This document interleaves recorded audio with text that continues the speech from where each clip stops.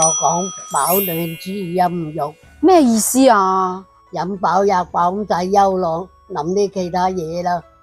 飽暖思淫慾呢句俗語有冇聽過呢？字面上嘅意思係話一個人飲飽食醉，唔憂柴唔憂米唔憂冇衫着嘅時候，就會諗一啲唔等使嘅嘢啦。思淫慾係指嗰啲貪婪放縱嘅慾望，令人沉迷當中無法自拔嘅事。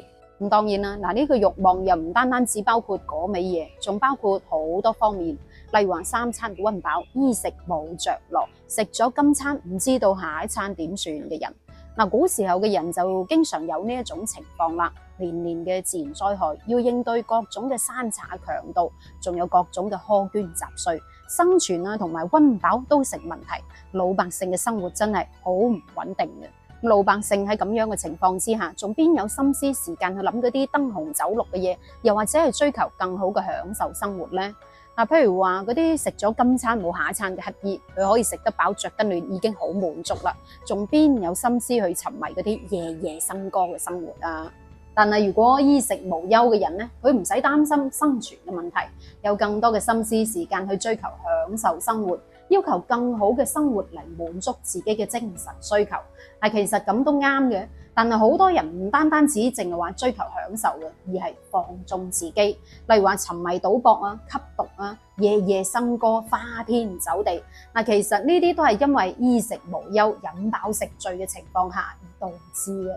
呢啲都係因為生活太好啦，唔使擔心溫飽嘅問題，食飽得閒冇事做，咪諗啲唔等使嘅嘢咯。所以飽暖思淫慾係一句好現實嘅說話，但係其實呢一句說話仲有下半句嘅，下半句先至係精華。不過講下半句之前，先同大家講個古仔吓。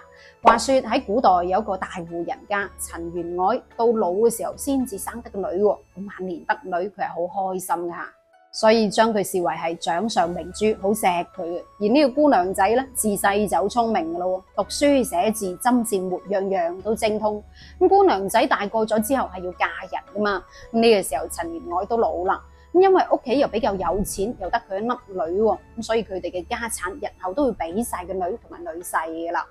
陳員外肯定係想幫自己嘅女揾翻個如意郎君噶啦，但係上門提親嘅冇一個滿意，全部都係衝住佢家產嚟嘅。咁陳姑娘就諗咗個計仔咯，唔係比武招親啊，係出對聯招親。咁陳姑娘出嘅上聯就係飽暖思淫慾。陳姑娘認為，如果對得出下聯嘅，肯定係德才兼備，呢個時候就可以抱得美人歸。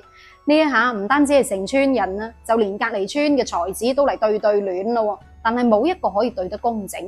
準備想放棄嘅時候，點知出現咗個風度翩翩嘅秀才喺門口寫咗5個大字，就係飢寒喜妒心。陳姑娘一睇之後好滿意，就係佢啦。再加上呢個秀才係咪生得官仔骨骨、玉樹臨風咁嘅樣，咁好快佢哋就成親啦。咁你睇翻呢副對聯啦，上聯係飽暖思淫慾，下聯係飢寒喜妒心。飽暖對飢寒，思淫慾對喜妒心，好工整啊，係咪？咁上半句其實就係講咗人一旦衣食無憂啦，食得飽着得暖嘅時候，就會產生一啲邪惡嘅慾望。咁相反，後半句飢寒喜妒心講嘅就係一個人又凍又肚餓又冇錢，生存都成問題嘅時候，點算啊？打工一輩子都不可能的啦，不可能打工的啦，係咪？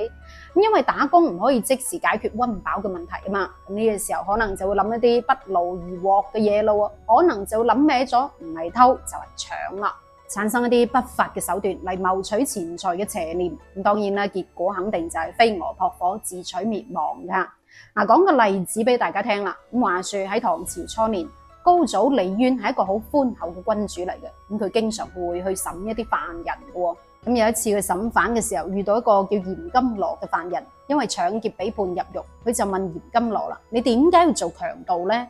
嚴金羅就話啦：因為飢寒交迫，太肚餓太凍啦，迫於無奈咁歪咗。所以喺古代喺極度貧窮又凍又肚餓嘅時候，好容易就會令人哋產生一啲邪惡嘅歪念，去用不正當嘅手段嚟謀生啦。所以飽暖思淫慾，飢寒喜妒心，簡單10個字就可以反映到人性嘅弱點。其實就係告誡我哋，當我哋富貴嘅時候，唔好沉淪，唔好迷茫，更加唔好放縱自己。